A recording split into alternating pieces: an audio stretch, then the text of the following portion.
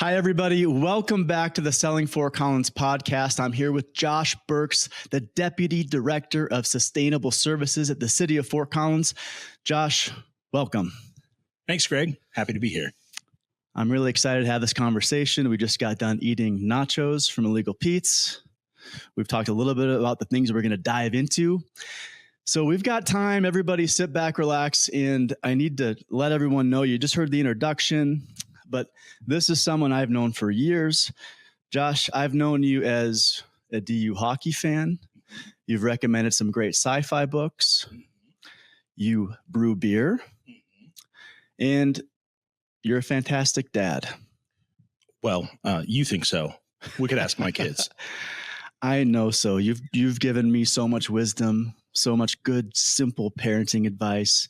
I appreciate that so much, and really just appreciate you being here. So everyone else can get to know you, though. Let's talk about your background professionally and how that led to you and your family living in Fort Collins. Sure. Maybe we won't go all the way back, Greg. We'll just go a little bit of the way back. Let's see. So I did get a master's in urban and regional planning, but I happened to get like halfway through that and decided I didn't want to be a planner. Planners spend a lot of time telling people what they can't do, and I didn't really like that. I tend to be somebody who's more interested in figuring out how do we solve problems, how do we figure out what we can do and make things happen.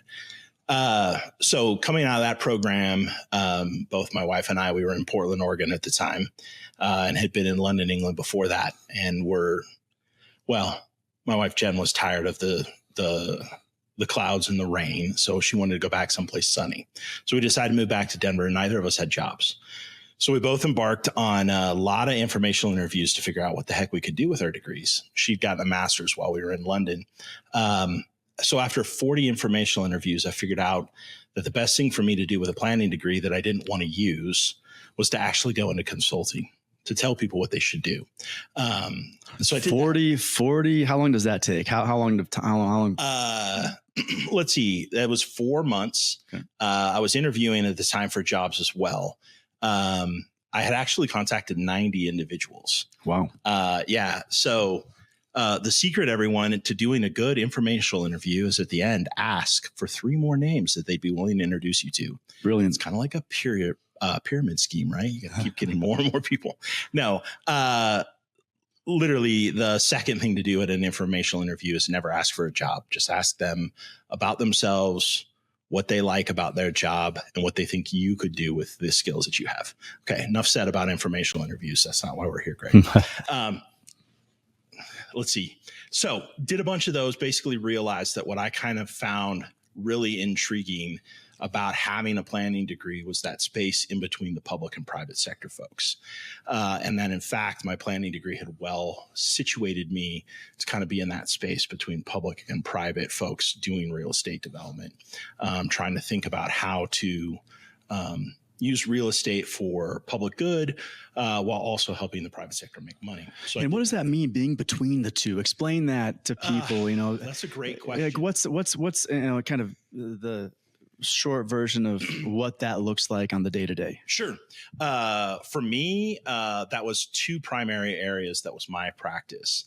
One was helping to understand the financial potential from public financing tools, everything from tax increment financing to special districts like metro districts to, like retail sales tax sharebacks, all sorts of tools that are available that the public sector, cities, counties have to help the private sector close a financial gap they may have on a project.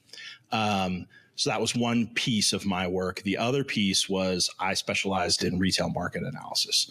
So basically figuring out how much retail potential there was in a particularly defined market area, right, and what kind of retail. So a lot of it was analyzing that. When we had private sector clients, it was trying to help them figure out, okay, what was their market potential for a particular site? When we had public sector clients, it was often here in the state of Colorado, okay, where can we make the most sales tax dollars by investing in retail? Because if you don't know this about Colorado, cities depend on retail sales tax for something like 60 to 70% of their revenue. So it's a huge importance.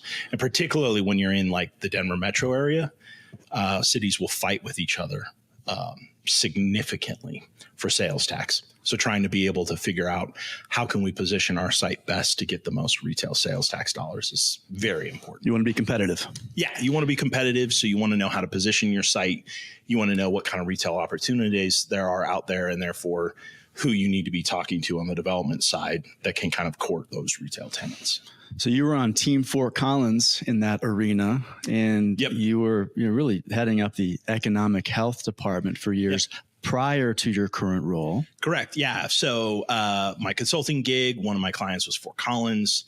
Fast forward to kids wanting to move to Fort Collins, took on a job here in the city, became economic health director, was doing that work plus a whole host of other kinds of things as economic health director, to basically try to make sure that the economy here in Fort Collins was growing well, and that we were making strategic investments as the public sector to ensure that we had some skin in the game in terms of what our future looked like from an economic perspective. And I did that up and through the pandemic. And after the pandemic, in the midst of the pandemic in 2022, the chief sustainability officer, who was my boss at the time, she was ready to move on. And as she departed, she created a new position called the Deputy Director of Sustainability Services. And I competed for and was able to get that particular position. Yeah. So my role now is really much more of a support to everybody else in our service area. So I spent a lot of my time helping others think through their strategy, helping them build out their strategic approach, whether that be, trying to acquire the Albertsons up on North College, rolling out the city's first ever, single contracted residential waste hauling program, which that's a lot of words. That basically means you'll only have one waste hauler in your community as opposed to like four running up and down your streets. Which is great, but there's also a whole host of other reasons which we could get into about why that's great for the community as well. So I do a lot more of taking the hard lessons I learned running a department and applying those to a number of different programs now to support others. Yeah, you have your hands in a lot more things now. Yep. And taking a step back before we get more into what you're doing now, when you were in the economic health department. And what year did you start that? Because I know you were doing that through the pandemic, but when did that start? It was back when we met. It was a long time ago. Yeah, it was. We don't need to talk about how long ago. It was great. That's great. I started actually as the economic advisor in 2009 under the then CFO, Mike Freeman, who, if you're familiar with Fort Collins, he's the CEO at Innisphere now. And I worked under him for 3 years until he left to go be CEO of Innisphere. And in 2012 is when I became the economic health department director. Yeah, so you were close to a decade in the role of leading that. And one of the big things that we're going to get in, for everyone listening, we're going to get into a few bigger topics today, kind of meatier topics. Sure. And one of those is the Midtown area, because, everyone who lives here knows that was a huge redevelopment project. And let's start there because, that had to be relatively early on in your role as head of the economic health department. And how did that come together? Because this was a huge, what was it, $300+ million redevelopment at the time? Yep. Okay. Yeah. So my relationship with Midtown actually started before I was at the city. So when I was doing my consulting for a firm called Economic and Planning Systems, I was in their Denver office at the time. Again, a client was the city of Fort Collins. And one of the things we were doing was supporting the city of Fort Collins as they were working with the then owner of the former Foothills Mall, General Growth Properties, on trying to encourage General Growth Properties to make a reinvestment in the mall. General Growth had purchased the mall, I believe, directly from Everett Development. Everett had been the original developer and owner of the mall. And so, I was providing an analysis both of the financial potentials as well as the retail, right? Like I had talked about earlier. And then when I transitioned to the city, I continued doing that work, but then had more of a direct role in terms of talking with General Growth directly in terms of trying to encourage them to make reinvestment. Of course, when I started in 2009, we were coming out of this little thing called the the recession? I think the Great Recession. And so everyone knows listening to this, you're encouraging General Growth Properties to make that additional investment because if you don't live here, right. You might not know, but this mall, I mean, straight out of the 1980s, yep. Hey, you got the Orange Julius, you got the Annie's cookies, and very dated. It had a Montgomery Ward's that had closed. It had a JCPenney's that had moved off mall into a former, if you're a Midwesterner, you'll know this chain, Shopco, that had gone vacant like a decade ago. Right. Previous, not only at the mall, there was something like almost, I think it was just shy of 200,000 square feet of vacant space at the mall, but along the College Corridor in Midtown, I think we were close to 600,000 square feet at the time of total vacant space in the area. So the idea behind getting General Growth to make a reinvestment was to catalyze reinvestment in the whole corridor. And we'd been working towards that as a city, myself, either as a consultant or as a direct employee, for quite some time. Fast forward to, 2013, 2014 time period, it all starts to run together, Greg.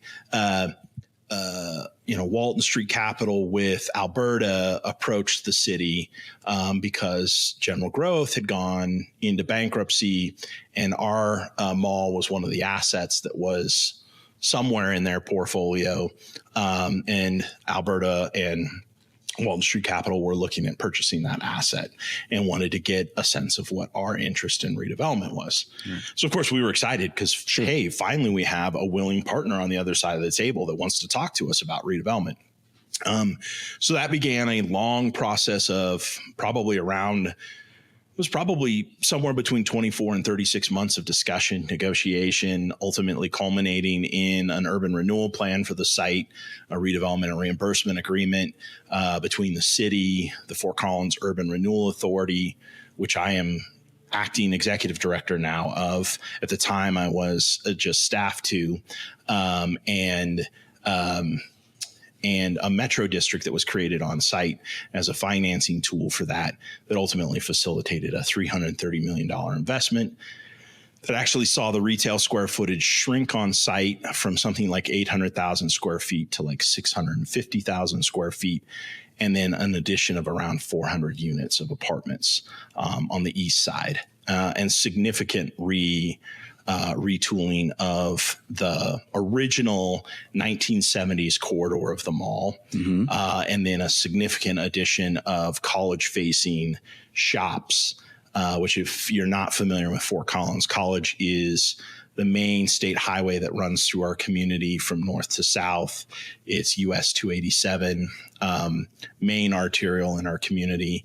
And historically, the site had not really had any college frontage because of the way a ditch had cut through the site and a number of other conditions. There was really nothing facing College. Right. So now the site had that. Perfect example of you serving this role, connecting the private sector and the public sector. Right. In one word, prior to the investment, the mall was depressing. Yep. Yeah, it was a giant black hole that was beginning to suck property value out of the site as well as the adjacent area. Well put. You're much better with descriptive terms than I am.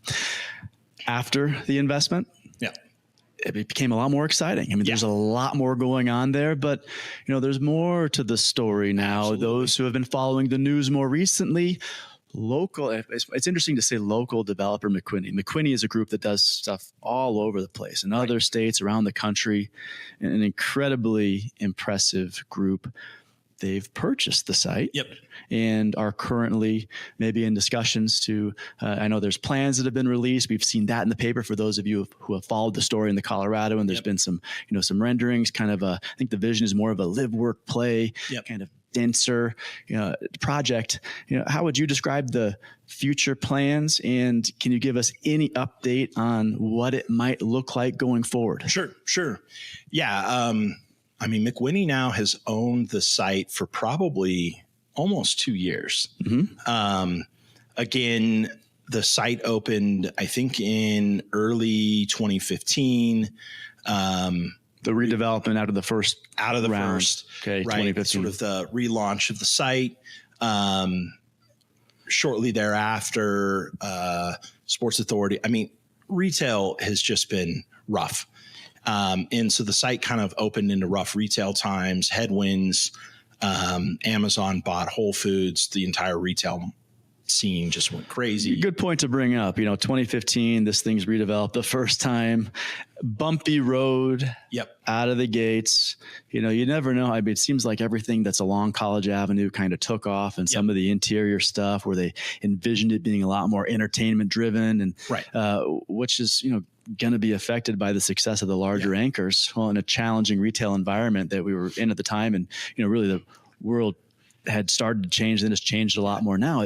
Bumpy road out of the gates. Yeah, a story we can tell now, but we couldn't at the time, right, is 40 to 50,000 square feet of interior space was basically in an LOI with Gap and associated brands, right? And then they basically, I don't think they went into bankruptcy, but they stopped building and starting taking new leases, and they basically contracted significantly, right, in 2015, 2016 time period. Sports Authority went into bankruptcy. It took a long time to turn and pivot that box into the Dick's that's now there on site. And so, in essence, any headwinds that the site had on opening in 2015 with H&M and Forever 21 and some of those kind of great tenants, basically got killed with what was going on in the broader retail market at the time. And so it never could really get the flywheel going in terms of lease up activity, and then tail end of that particular saga is, COVID hits, and then, retail takes a really big hit there as, all the different protocols around masking and everything here in Colorado kick in, and the restaurants take a big hit that were there, because that was really the strength of that site. It was really humming actually in terms of an entertainment use around the theater and the restaurants on the sort of east side of the property. So McWhinney kind of picked it up as it kind of moved into its own sort of the redevelopment ownership of Alberta and Walton Street kind of moved into its own foreclosure process, and the bank sort of took it over. And so McWhinney was able to sort of pull it up out of that process. And they've got an ambitious plan to reinvest, significantly reducing retail on site and introducing more mixture of uses, potentially some office, as well as upwards of another 600 units of residential. No secret, if you're here in Fort Collins, we need housing. And if you're not here in Fort Collins, guess what? We need housing. It's probably true pretty much anywhere in the United States right now, except for some of the real small markets, but especially here, though. Affordable housing, smaller units, rentals. People want to be in a vibrant atmosphere and kind of this live, work, play vision. If there's one group that knows how to do that, it's McWhinney. Their track record, I think, is really unrivaled. And they're based right here. So who better to acquire the site and make this happen? To me, it's exciting. And how many sites can you think of that, in a 10-year span have two different redevelopments that are over 350 million? This one might push 400 million when it's all said and done. So this is such an important part of our city, this Midtown area in this mall. It took a huge step forward with the first thing when it came out of the gates in 2015, saw the headwinds, but personally, I'm excited about where it's heading and where it's going, and any kind of a time, anything, who knows, maybe might be your answer to this question. But how do you see this playing out if you have a crystal ball Well, having been down this particular road once already, Greg, right. I tend to be less willing to make, predictions than I have been in the past. But no, I think that obviously we have some headwinds right now. The interest rate market's not doing us any favors. Sure. The private sector is definitely, needs to be cautious just because the cost of capital is definitely higher than it has been. McWhinney finds themselves in a very similar position that Alberta did, in that there is a lot of complexity in the site today that they're inheriting, right? The urban renewal plan is already in place. There's already a structure there with existing bonds in place, and the Metro District has obligations, and a lot of the revenue is already pledged. So that creates a complication. We have had some preliminary conversations, with McWhinney about, what kinds of opportunities there might exist around, how we can work together, public and private sector, again, to encourage reinvestment on site. It is still too early days to really be able to say where, if anywhere, that will go. I think this is a major asset in our community. And so we will continue to want to have productive conversations with McWhinney. I think they also have a lot of work to do in terms of determining, what tenants it makes sense to keep on site, what relationships they have with the tenants. Some of those relationships go all the way back to general growth, right? Because of the length of the lease terms that have been on site, right? So it's complicated when you're dealing with a 70-acre site, which guess what? 70 acres covers Old Town, Fort Collins. So we're talking about an area that is the same size as what we consider our community's crown jewel, right? Old Town, in the small property. So that simultaneously means it's super complicated, but it also means there's a huge amount of potential. Mm-hmm. I mean, think about everything that happens here in Old Town where we're sitting as we're having this conversation, right? And what then could happen there. So lots of opportunity. So Josh, you know me, I'm impatient. I'm always running around, highly caffeinated. Mm-hmm. Read the paper. Really excited about the North College Albertsons acquisition by the city, potential acquisition by the city. It's been in the works for years now. Right. And I think other people listening might be curious as to what's happening there. And sure, let's dive in. Let's talk about where that's at. Well, yeah. I mean, like you said, we've been working on that for a long time. Years is right. I think we've been trying to reach out to the owner of the Albertsons probably for 4 or 5 years, right? It started with us trying to reach out to the REIT that had purchased it sort of as part of the portfolio right after, Albertsons merged with Safeway.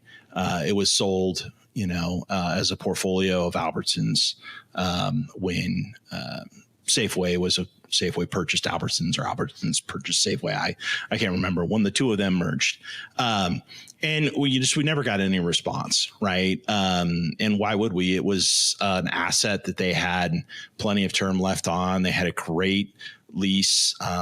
Basically it was, at or above market rate in terms of the rental rate. And they really didn't have to do anything.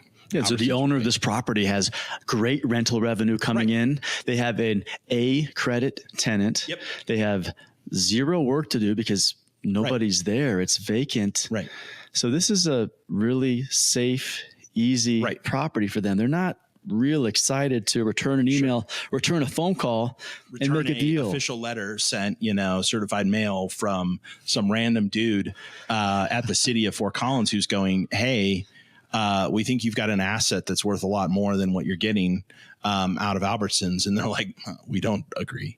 Right. Or they don't care because they're not incentivized. The person receiving that email is in no way incentivized to care. And is, frankly, they probably don't realize, this is, for those listening, this is a huge part of our city. This North College corridor is a very important part of where Fort Collins is going. And this is, I don't know, a few 100,000 square feet. How big is this? Maybe not that big. Property's like just shy of 4.5 acres, 50,000 square feet under the building, rooftop. Good money. I bet that the REIT owner, at the time that, we sent that first letter, probably had no idea where Fort Collins was and had never seen the asset. Fast forward to about 24 months ago, plus or minus. And, we were getting pretty fed up. The Urban Renewal Authority Board was starting to get real interested in seeing something happen up there. We had some changeover on the board, and they were starting to get curious about, well, what could we do if we wanted to be more aggressive at seeing something happen? And so we started to talk a little bit about the concept of eminent domain. And so we brought in an attorney, a specialist recommended to us by the attorney that does represent the Urban Renewal Authority. And come to find out that specialist actually had done some eminent domain work for the REIT as a client. They had been a client of his, and so knew somebody at the REIT. And so we were able to get connected. After a preliminary sort of phone call and a couple of emails, we basically said, hey, we want to come out and talk to you. And I think it was just a couple of weeks later, we ended up, myself and Clay Fricke, who's now planning director at the city, hopped on a plane at like 7:30 in the morning, flew out to San Diego, drove around for a little while until our meeting in the afternoon, and literally sat down and maybe had a 20-minute conversation with the asset manager in the REIT, slid a formal letter across the table at him with our offer because we'd already had an appraisal commissioned, and basically said, we want to buy it, and here's our price, and we're serious. And then I drove back to the airport, got on a flight at 6:30, got home. I think it was an 18-hour trip, round trip. Had a couple of tacos, saw some sea lions in San Diego. Yeah, in San Diego. And, but it was important. It was very important to us to be able to sit down, right, and look this individual in the eye and say, hey, we're serious. This is an important property to us in our community. Like you said, it's a major asset on North College, which is a very important part of our community, in a part of our community that, we want to continue to see investment. It has had a long history of underinvestment, renewal, reinvestment. And so this is an asset that has basically sat vacant for the last decade, and it's just unacceptable. Did the meeting happen after the eminent domain discussion? So no, we actually, we'd had a conversation about what the process looks like, mostly just to educate the board because they were curious about, what it might look like. And when we found out we had a connection, the board said, well, obviously we would prefer if we can acquire it through normal means to see if that's possible. And so, we were able to make a connection and go out and make the formal offer. And then a couple of weeks after we had been out there in San Diego, we got a response back, and they made a counter offer, and, through a little bit of back and forth, we finally landed on a price and ended up negotiating a letter of intent. And that was signed and executed back in October of last year. And we've been working on a purchase and sale agreement ever since that would be presented to the Urban Renewal Authority Board. Okay. And pause right there real quick, because for those of you listening, letter of intent, it's a non-binding document. Correct. It outlines the major terms of a deal that could take place, and it'll say something like both sides will continue in good faith to achieve. Right. So it outlines a price. It probably doesn't have a real concrete timeline. That's what the purchase and sale agreement is for. However, if all this time passes and that purchase and sale agreement hasn't happened yet, the URA board starts to become a little bit impatient. And before we carry on from there, what's the URA board? Can you explain that to our listeners? Yeah. So, if you're not a super policy wonk and big into public finance and public policy, urban renewal is a common tool that's available in, I think, something like 40 out of 50 states in the United States. It dates back to the 60s. It is a tool that's designed to help with, and its purpose is to prevent is to remediate blight and prevent the spread of blight. Blight's can be kind of an ugly word. It's basically in the state of Colorado that fundamentally what it comes down to is it's to help encourage reinvestment in places that have seen a lack of investment, or they've gone through a period of underinvestment. Which correctly describes the Albertsons right now. Absolutely. If you're in town, drive by the Albertsons, let me know, shoot me a note, let me know what you see. Yeah. I think it probably falls pretty definitively under the definition of blight. Sure. Yeah. If you get close enough to the front entrance, you'll see that somebody attempted to set a fire to the front of the building. And in fact, there are still scorch marks there. There are portions of it that are boarded up. The parking lot is just this side of what we could consider needing to have infractions against the city's code for not having been weeded and treated properly from a maintenance perspective, right? So it's they're doing just enough is being done to it so that it is in well enough condition that we can't really say that it's not being taken care of, but it is not, otherwise not being, invested in. But we don't like this. We take pride in our city. Yeah. I would say even, take offense to a degree. And the URA members are made up of local people, right? But I interrupted you on the URA, what it is. And So Urban Renewal, it's a tool that's been around for a long time. It has access to a specialized public financing tool called tax increment financing. Really quickly, that means you can, when you start an urban renewal project, you freeze the value of the property within that project at its current value, and then encourage reinvestment. And the increase in that value is the increment, and that can be accessed and used as a financing stream to basically support the project. And so that was done back in 2004 for the North College corridor. The clock runs out in 2009. So we are up against the end of the clock, and this property is sitting vacant, and we want to make something happen before we run out of time. Did you say those years again? So it started in 2004. Okay. There are 25 years on the TIF clock, which means the last year that we can collect TIF is in 2029. 2029. Which is, in development terms, that is like around the corner, guys, right? Because it takes 12, 18 months to entitle a property. It's going to take us some time to acquire the property. Commercial transactions take time. It's not like transaction on a house where you can, put in an offer and close within 90 days or something. We're probably going to have to find a partner anyway. Long process. And so we want to make sure that we have a chance to make it happen before we run out of time. So that also is part of what's applying pressure, right? Not to mention that it's been sitting vacant for 10 years and hasn't really been doing anything for the community. Right. So, well, kudos to you, because there are not many people, I think in other cities that I guess I don't imagine there are, that are hopping on a plane to go try to negotiate a deal in San Diego. To be clear, nobody is directing you, making you do this. You do not benefit financially from doing this deal. You're doing this because you care about the city, because you're passionate about your job and what you do, and understand that this is blight. Yeah.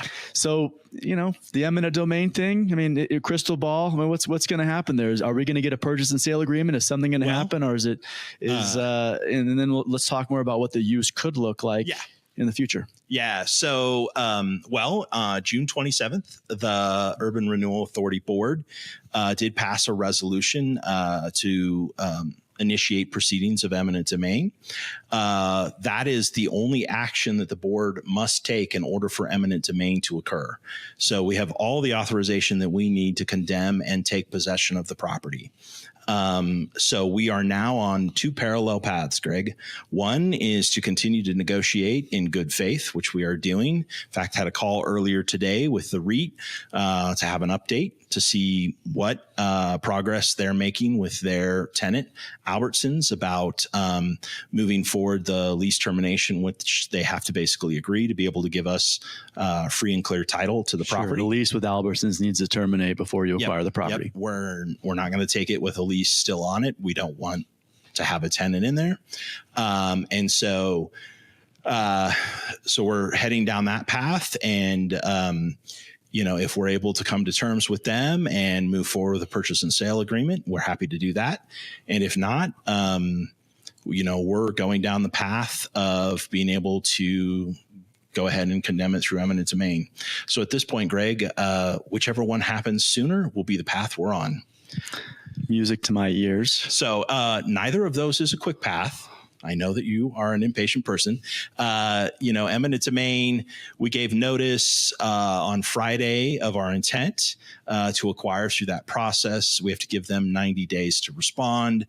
Appraisals have to occur, and then there's a process by which we have to submit our appraisal, and then I think we can take possession, and then they can contest the value and blah, blah, blah. It probably will be sometime early next year before we'll have access to the property, even if we go down eminent domain. If we happen to get the purchase and sale agreement, I could anticipate we're probably looking at, a 4 to 6 month due diligence period. So either way we're looking at it, it'll probably be well into Q1, maybe Q2 of next year before, we have acquisition of the property. I'm excited. I think that's great. Which, let's be honest, that's about the pace at which, if you have a purchase sale agreement in hand, commercial transactions of this scale actually occur, right? So we're on pace for a normal commercial transaction, assuming we can actually, get both parties moving forward. And the good news is with eminent domain now out there, we have a path forward with certainty. Even if we're not able to move forward on the good faith negotiations. So this is information you're not going to get anywhere else. You can't pick up the paper and read this. So appreciate the insight. Very helpful. And I think this is exciting. Let's fast forward then early 2025. If we get the property one way or the other. Yep. And again, everybody, big site, 4-acre site. Yep. Extremely important part of the North College corridor. Very visible. What could this be? Well, it could be a lot of things. A 4-acre site's a good chunk of property. What do you think it's going to be? Well, we know a few things because we've already talked about it a little bit before. And the we there is the community. The Urban Renewal Authority back in 2020 and 2021 updated its sort of North College investment plan. That's a plan that was completed to basically guide kind of how we were planning to spend the remaining, incremental financing dollars that we anticipated getting between, those, that time period and the end of the urban renewal plan for North College, between then and 2029. And a big community desire for North College is to have something called a community hub. And really, if you've also been following some of the conversation in in Fort Collins, there's also been this concept of the 15-minute community been kicked around lately, Greg. And it's basically the idea that as we continue to grow as a community, we need more nodes within our community where residents can find activities that, everything from retail and restaurants to community activities that sort of meet their needs. Right. And they want to be able to do that in close proximity. Yeah. They want to be able to get there in 15 minutes. Yes. Right. Or less. Yeah. 15 minutes or less, usually by bike or walk. Right. The idea is, as we grow bigger, get more dense, want to be able to have that access. And so in talking with the North College community, some of the things that they want in that community hub are, some community space for community events. There's a strong Latino community up in North College, so they want to be able to have some community space for family functions, events.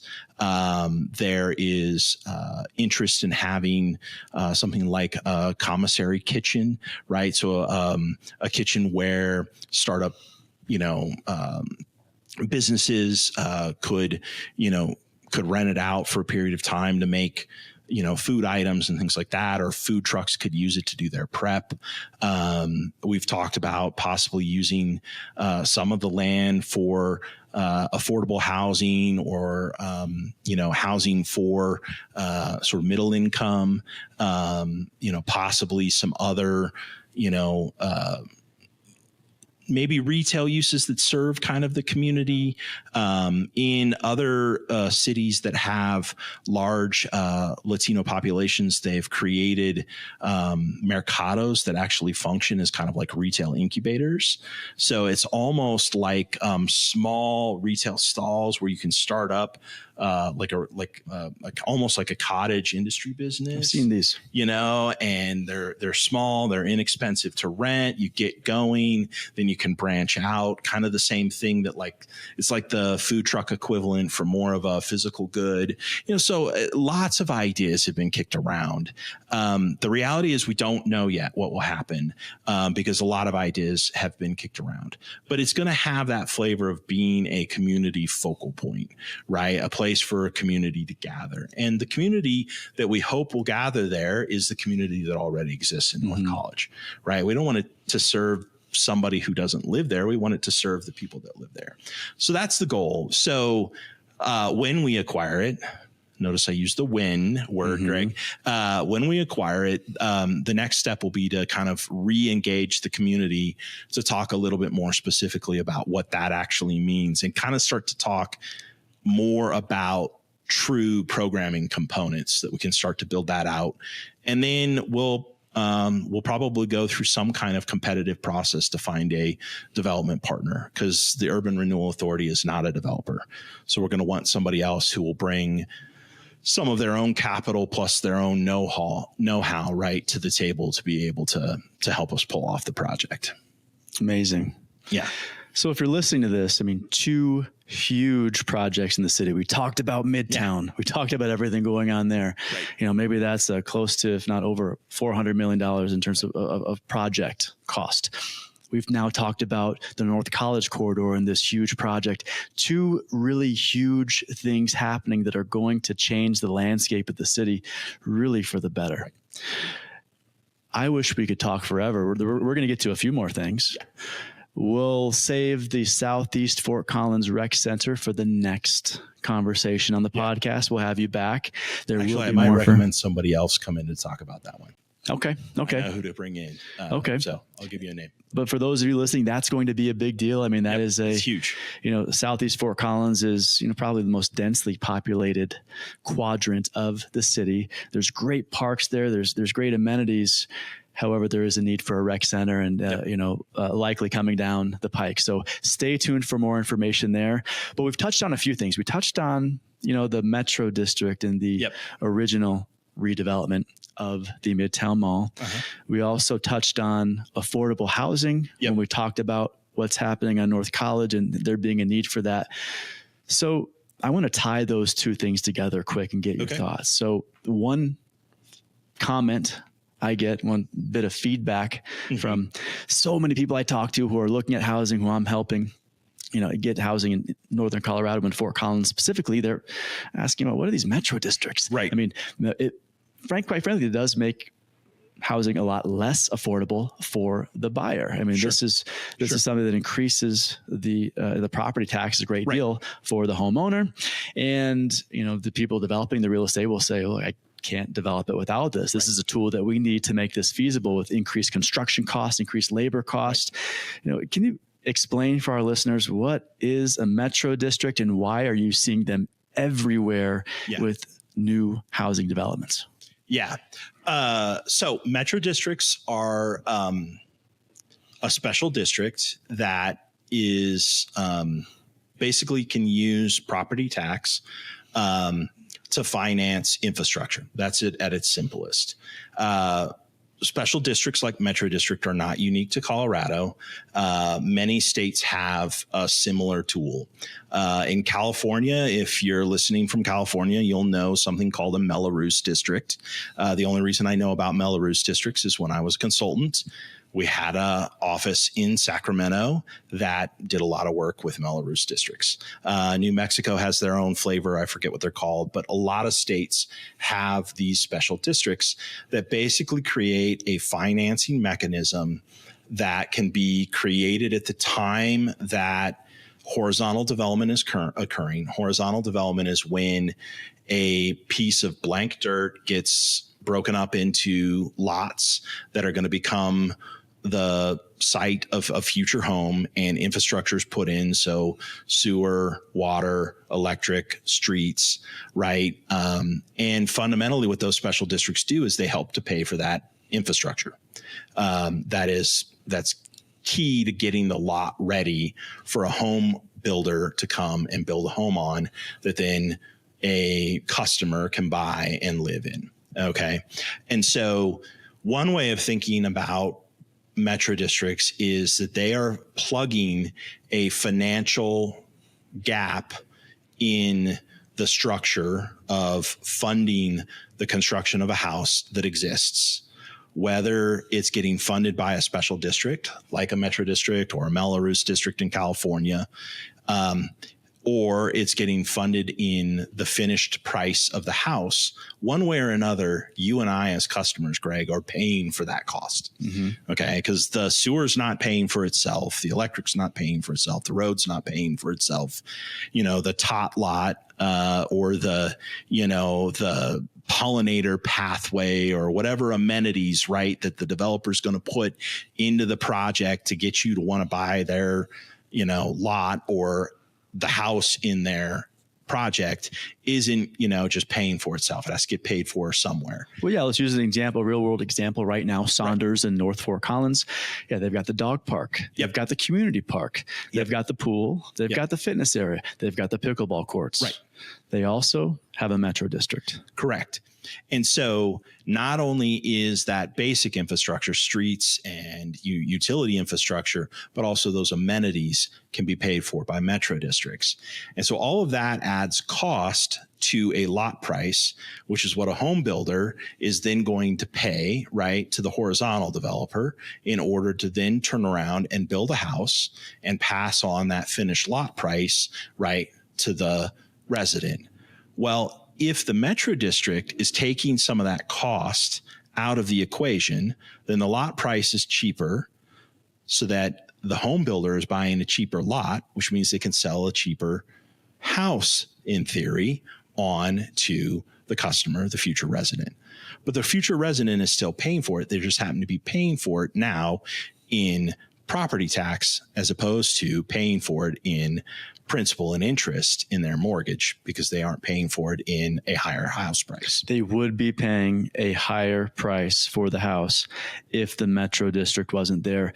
To use that development I just mentioned as an example, I have had people say, I'm surprised the prices aren't a little higher, right, when they are looking at comparing the cost of those homes, which is brand new construction with older construction in North Fort Collins.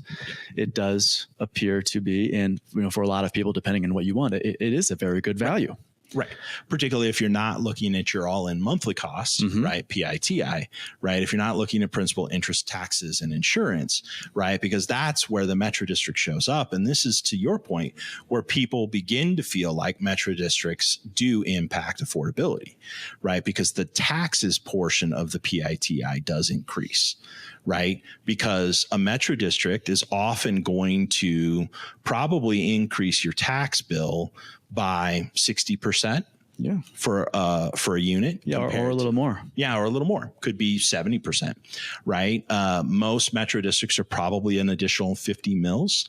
Our average mill in Fort Collins is probably around 90 to 95 mils. Right. So that's a pretty significant increase.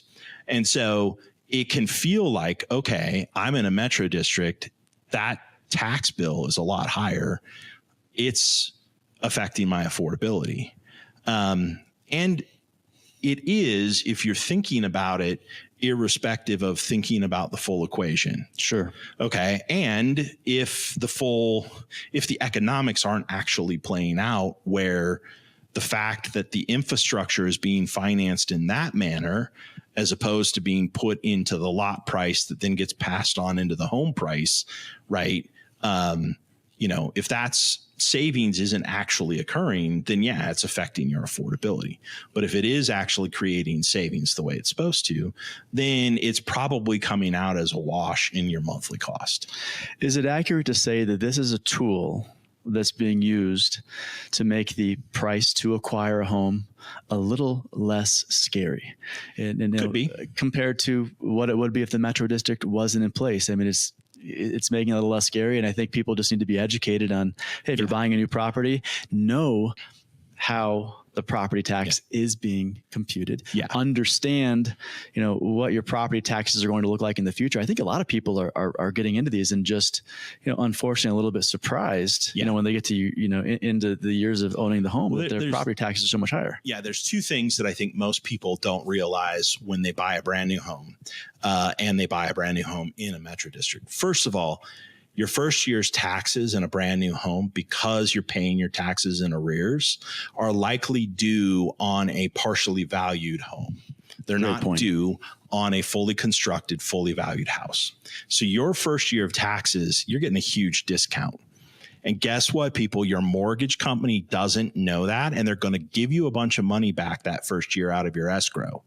Stick it in your savings account, make some interest on it, because they're going to want it back in the second year of your mortgage.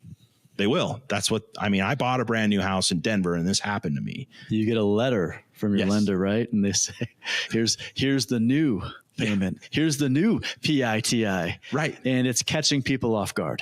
Yeah. And so when I bought mine in Stapleton, I bought a house in Stapleton.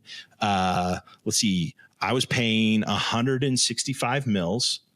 165 mils. Okay. Nothing like that in Fort Collins. The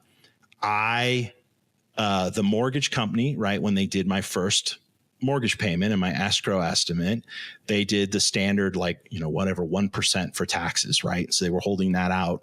And at the end of the first year, they had too much money by law in the escrow account. So they sent me a big check refund. So what did I do? I bought a new TV. Right? I thought you were going to say new car. TV's fun too. TV. The taxes around here are not big enough to buy a new car. Okay. That's the other thing. Hey, we live in Colorado. Property taxes are pretty dirt cheap, period. Okay. Enough. I'll get off my soapbox. That's great point. Phenomenally cheap pretty much in general. So I get this big check. So I go out and I buy a new TV. Guess what happens next year? Right? Hey, there's like a $1,200 shortfall in your escrow account because we have to pay the actual taxes, right? So now I have to write a $1,200 check, or my mortgage payment goes up by a significant amount and I'm caught unawares. So I am in the industry. I know about metro districts and I get caught, Greg, right? Okay. Now I have a brand new TV, so I'm kind of happy, but I'm also financing it in my PITI for the next 12 months. Right. Right. Okay. So don't do that is my point. Think about it, right? Talk to your mortgage company and let them know what's going on, because a brand new home, because of the way we get paid, the way taxes get charged in arrears, you're going to get caught in that first year of just kind of some things going on. And it's even worse when you're in a metro district, when you're paying 60 to 70% more, right? Because the escrow account gets even more out of whack, right? Because it's exacerbated by the fact that you've got more tax that's due, right? Where can people go to learn more about metro districts in Colorado too? It's a meaty topic. Yep. And I know we have stuff online, right?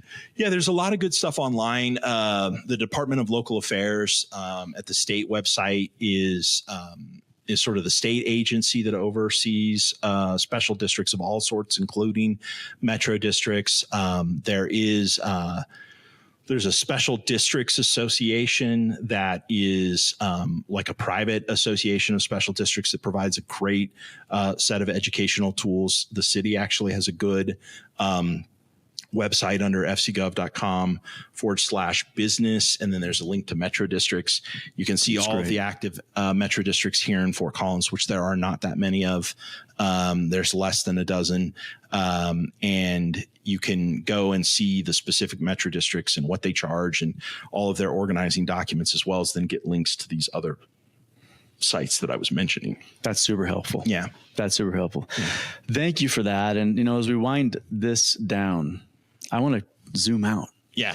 And I want to talk about, as somebody who's been here for a long time, like me, someone who is all in, we've talked a lot about our families. Right. We've talked a lot about how this is forever for us. Mm-hmm. What are the opportunities and what are the threats? When you're looking at Fort Collins 5, 10, 15 years down the road, what are the opportunities to capitalize on to have this continue to evolve into this amazing place that is truly the best place, in my opinion, to live in the world? Yeah.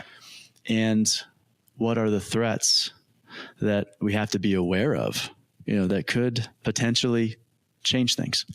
Yeah. I think I'm going to start out more on the threat side, just because I've been kind of living in this space a little bit more. It's good. Then we can end positive. Yeah. I think the next 5 to 15 years are going to be pretty formative for Fort Collins as we move forward. I think that, at 175 to 180,000 people right now, we're at a place where, we're growing out of what I might call our adolescence and into our adulthood. And the next 5 to 15 years is basically that process, right? As a community.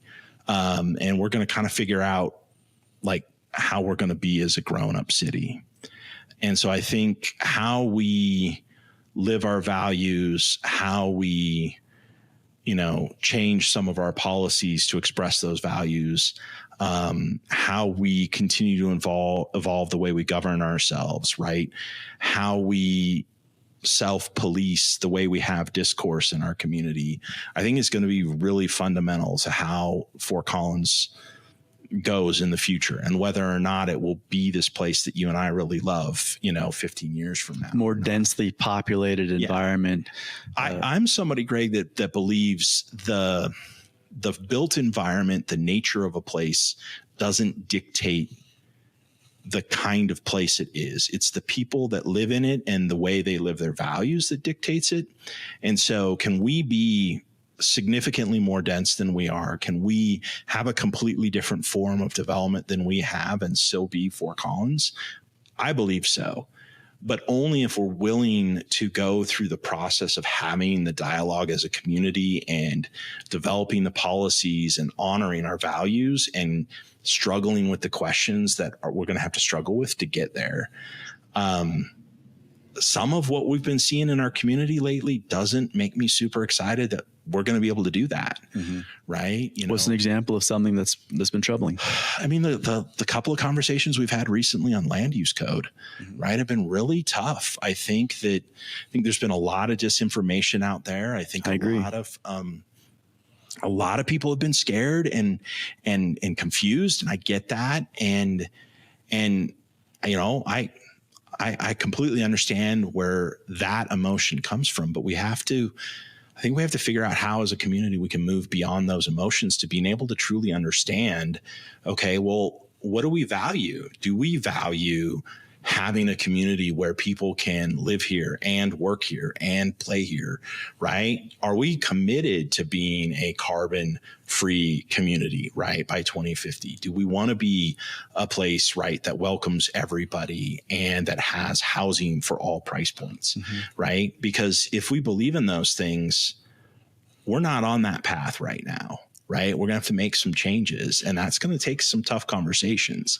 And I think the land use code conversations have shown we're not good at those conversations right now. My take really quick, and I'm interested to get your thoughts and feedback specifically on the land use code, is that the very reasonable items that were proposed. Let's take ADUs, for example. ADU stands for accessory dwelling unit. Right. And we have an affordability problem. Right. Well, there are all sorts of different ways you can tackle that.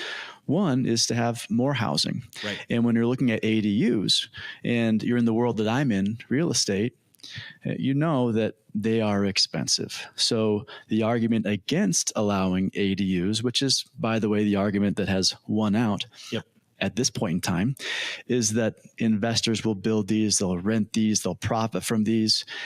I don't think there's enough education, enough knowing on that side of how much it actually costs to build an ADU. The return on investment is not even in the universe of being there, being in this world since 2005. I know that right now, the people who want to do this, who want to see ADUs, they're people who are looking at, generational living. They want to have, a place for a sick parent. Yeah. They want to have a place to have mom and dad come visit, maybe spend the summer and watch their grandkids. Right. So these are the reasons people are doing this. These are the reasons that someone would spend the money to build an ADU on their property. It does not make sense or pencil in any way, shape, or form as an investment. I think people need to understand that, research that. I'll get off my soapbox, but I think smart growth, right? There's always going to be some kind of growth. It's smart growth and understanding and some of this nuance. And I think to your point, a bit more discourse, a bit more education on that specific topic. Well, and I would love for us to get a little bit more historical with our perspective, right? We're a country, right, that's been around for a couple hundred years now. And, Western, civilization has been around for thousands of years, and home ownership, at the rate that we see it in the United States, is a relatively new concept, right? Only really since the GI Bill was introduced, since World War II, has home ownership by a single nuclear family at the rate that we see it at now in the United States been as prevalent as it is. Has it really been around since like the 50s? And so multi-generational living was much more the norm, right? Passing on the family home, those kinds of things has been much more of the historical norm. Even today in Europe, home ownership is not as prevalent as it is here in the United States. And so I think too that we have to broaden our horizons. And now I'm getting in my soapbox, which, we could probably go back and forth here, Greg. But my point is that I think we have to start thinking about things in different ways if we want to continue to see the kind of community that we love.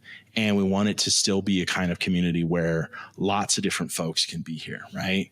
I've got a 13-year-old daughter who wants to be a vet, who wants to go to CSU, and who wants to live in Fort Collins. She's not going to be able to do that. Not today. Right. Not with the average house price being in the 600,000s. Mm-hmm. I mean, she won't, coming out of vet school with the debt that she'll have, right? And, being a starting vet, just won't be able to afford it. Well, on the path we're at now, think of what the prices will be when she gets out of school. And so and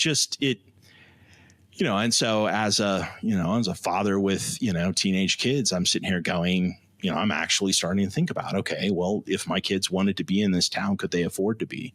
As you said earlier, I'm a forever Fort Collins person. I don't know if that's true anymore, Greg, right? Because if my kids move, I'm going to go where they're going, right? And they may not be able to be here. And so that, that changes things. Sure. And so I think, all right, so let's end on an up note, right? Because what's the opportunity? What's the opportunity? Where do we need to capitalize? Well, first, let's make a caveat here. Okay, it's not like Fort Collins is the only community that's facing the challenges that we just talked about. Yeah, across the country, all up and down Front Range in Colorado is facing that.